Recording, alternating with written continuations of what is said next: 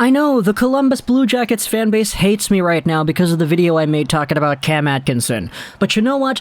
I'm gonna go out there and I'm gonna try to redeem my karma and put myself in a position to be, at the very least, listened to again by that fanbase, because today we're talking about a good thing with the Blue Jackets. Well, kinda good. It's more good than bad, I guess, because there are some negative elements to it, but today, we're talking about Jack Roslovic, a guy that was acquired as a secondary piece, you might say, in the Patrik Laine Pierre-Luc Dubois trade all the way back in January. Now, we made our video initially at the end of the 2021 season talking about how the Laine-Dubois trade was a lose-lose for all the parties involved because what both teams thought they were getting out of Dubois and Laine was not really fulfilled by Dubois and Laine. They both had disappointing years, they both went out there and didn't really do as much as we thought they could have, and they kind of had strange instances with their teams. Dubois wasn't really producing as much as we thought he could have, and he wasn't really all as effective as we wanted him to be. Meanwhile, Patrik Laine was getting benched, scratched by Tortorella. It was weird, it was all over the place, it was not pretty. However, our video talking about how the Dubois for Laine trade was a lose-lose in the short term featured one very, very good conversation within it. And that conversation revolves around our topic today, Jack Roslovic. Now, Jack Roslovic is in the news here because there was an article published on the Columbus Dispatch talking about what Roslovic is going to be able to do for next season and how he's looking to prove himself. Let's just go over the rundown here first, because I think most people can understand that Roslovic, his name is not really as household as Pierre-Luc Dubois or Patrik Laine. These guys were both top picks, second and third overall in the 2016 NHL Entry Draft. They just got traded for each other a few months ago, so these two have all the star power in the world. Roslovic? Hey, he's not a top 3 guy. He's in fact a 25th overall pick from the year before in 2015. So it's easier to understand why modern hockey fans would be like, oh, Roslovic, who's that? Well, let's talk about him here. So he was included in the Columbus trade where he was sent over to the Blue Jackets, his hometown Blue Jackets team, by the way, from the Winnipeg Jets. He played with Winnipeg for a few seasons after being drafted by them in 2015, and it was really interesting to see his development curve, mostly because in the AHL, Roslovic was so gosh darn good at producing, and he was so good right out of the gate. He played as a center for the Manitoba Moose. He had 48 points in 65 games in his rookie season in 2016-17, and in 2017-2018, he was over a point per game, again, as a center. As his career proceeded with the Winnipeg Jets, though, you looked at the Jets lineup and you said, hey, they have a lot of centers on their squad already. Mark Scheifele is there. You had Paul Stastny coming in and out.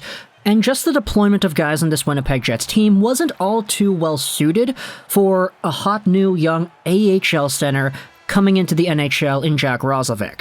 So what did they do when they brought him into the NHL? Well, they moved him over to the wing. And things didn't really work out extraordinarily well. I mean, he had 24 points in 77 games in 2018-19. That's the first year he had where he was fully with the Winnipeg Jets. And he had 29 points in 71 games the next season, so an improvement there points per game wise.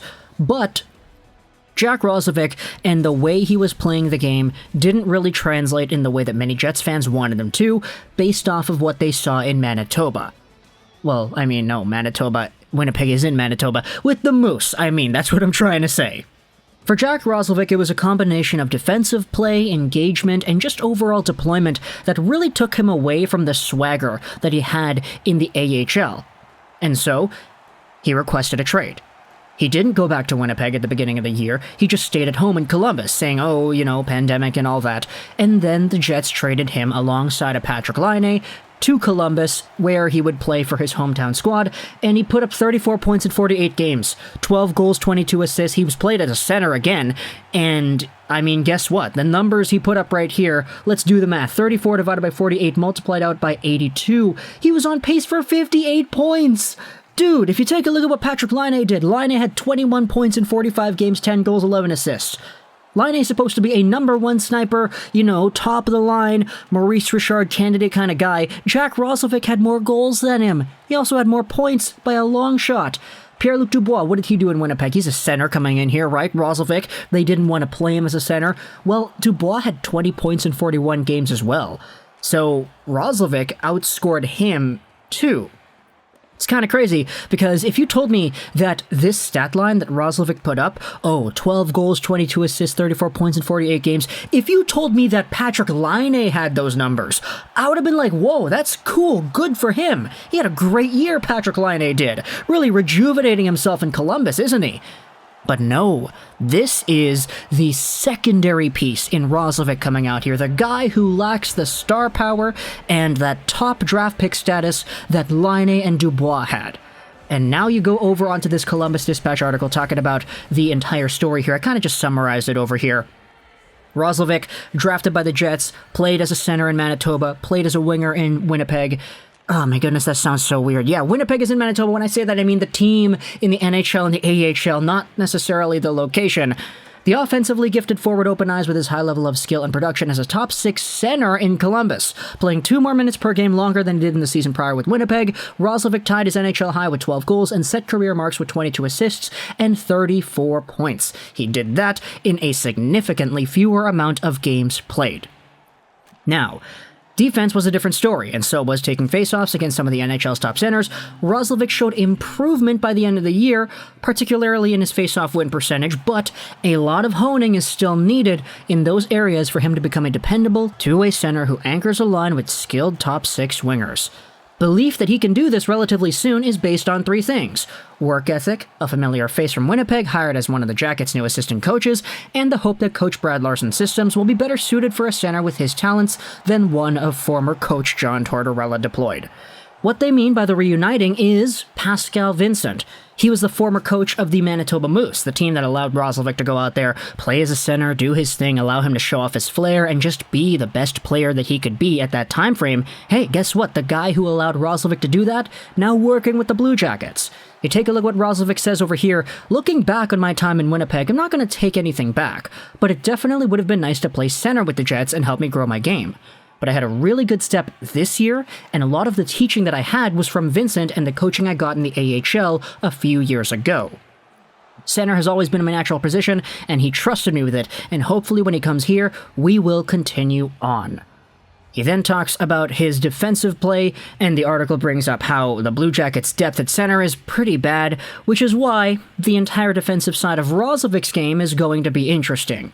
He's going to start, hopefully, learning new reads that you're going to have to make, and the system adjustments that are going to be in place with new coaching staff. That's just the nature of it. And then it's keeping his creative juices flowing offensively, just striving to not only help the team win defensively, but help us win offensively when we need it as well. A link in the description is going to be available to this article here on the Dispatch if you want to go ahead and read the entire piece. But Jack Roslovic is going to go out there with a brand new start in a strange scenario where, hey, the Columbus Blue Jackets, I mean, look at their center depth right now. It's Roslovic, yes, but you don't have Dubois anymore. You have Domi, who was playing in the 4th line last time. Then you have Texier, who didn't really improve in the ways that we wanted him to. Sean Corrali is there as well. This center core, for all intents and purposes, is not great holistically. But with a new coaching staff over here, and in particular, a coaching staff that is really familiar with what Roslovic is as a hockey player, you have yourselves a really interesting opportunity heading into 2021-2022 that sees, currently, the best asset in the Laine Dubois trade, maybe even taking the next step. I'm interested in seeing, though, if the same coaching staff that was with the Manitoba Moose comes over here and they're like, okay, Patrik Laine, I know what you're about. Like, maybe Vincent goes out there and he says, okay, yeah, Roslovic, we know what you're about. We're going to tell you to play your game. Laine, I watched you in Winnipeg, bud. Or at least I was with the Moose. You were with the Jets. I know what you're about. We're going to go out there and we're going to try to get that 40 goals back out of you, all right? It's interesting how these translations go, where the trades are made between Columbus and Winnipeg, and now it's the coaching staff, too. Let's face it, once John Tortorella is done with broadcasting on TV, he might go over to Winnipeg as well. Who really knows? Talk to me in the comments, though, what you think about Jack Roslovic and the entire conversation we had over here, how he was so good out of the gate from the Laine Dubois trade, and how he apparently is the best asset out of the 3 so far, especially when you consider the expectations for these players. Talk to me in the comments, though, what you think about the way he's going to go forward. I hope you enjoyed this video, Rolls 99, and bye.